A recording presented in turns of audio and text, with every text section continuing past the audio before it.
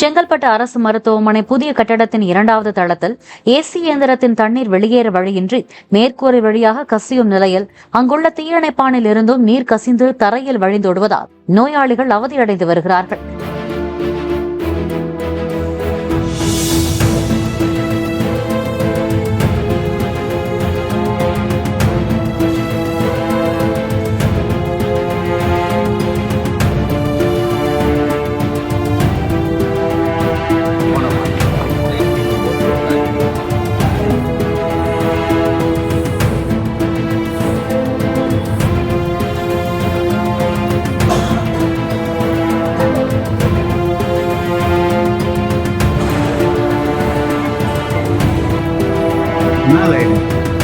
Play store மற்றும் app ஸ்டோரில் இருந்து பாலிமர் செயலியை QR கோடு மூலம் பதிவிறக்கம் செய்யுங்கள்.